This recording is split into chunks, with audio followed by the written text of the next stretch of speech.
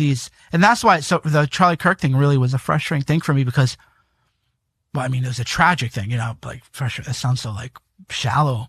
I just thought that people would realize they're hunting us for sport. All of us. Tucker, they're hunting you. If they could get Shapiro, they would get Shapiro. If they could get Walsh, they could get Walsh. If they could get Candace, they could get Candace.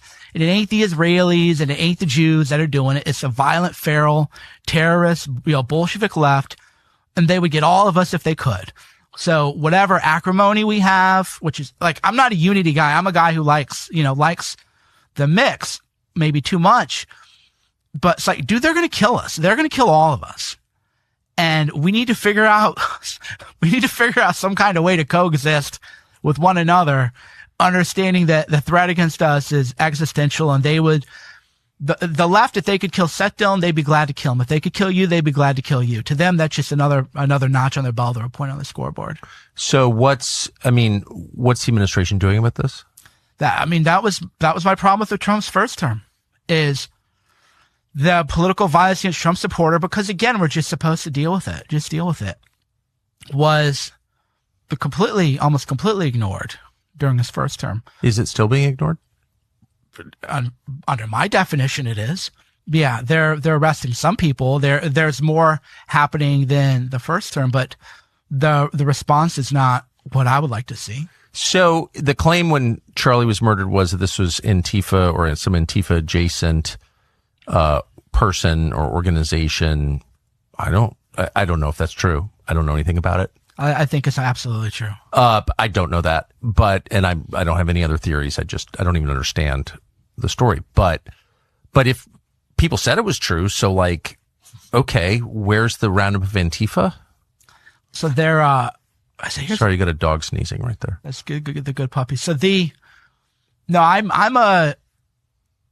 think it was Tyler Robinson. I think a 22-year-old man on a mission is a very dangerous thing. And that I think that there were other people in those Discord servers and there were people tweeting something big is going to happen tomorrow. And after tomorrow, Charlie won't be around anymore. So I'm very frustrated that there doesn't seem to be much interest in maybe those people were just guessing or maybe they were trolling, but there doesn't seem to be much interest in finding out who those other people were. Why do you think? It doesn't make any sense to me. I always go back to the Garland, Texas mass shooting, which is, to me, this is like the skeleton key of it all. So Pamela Geller, who's very much pro-Israel, about as hardcore as you can be on the issue, did a Draw Muhammad contest. And there was going to be a bunch of other people also like very pro-Israel. And a jihadi was going to shoot the place up. It was Texas, and he got taken out, but by an accident of fate, a local law enforcement officer pulled over an FBI agent who was fleeing the scene, got the guy's phone, and the text message to the jihadi said, "Tear up Texas." Sounds unbelievable. It's 100% true. Senator Grassley has asked for information twice from Ray and Garland, has been stonewalled. I don't know why Kash Patel won't release it. I've asked everybody up as high up the food chain as you can get why we can't get it. And what's the answer? My belief is that MK Ultra never ended. COINTELPRO. MK Ultra was, of course, the mind control experiments they conduct on people, where the book Chaos covered this in great detail for people who are curious about that.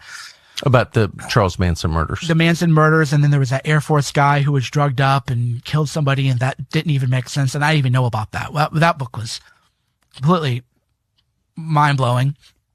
And I do think they still have whatever arm of that is, whether that's within the FBI or some other dark site within the intelligence community. I'm certain that still exists. So because of that, you're not going to get any information about that, because I do think there would be some kind of dark op.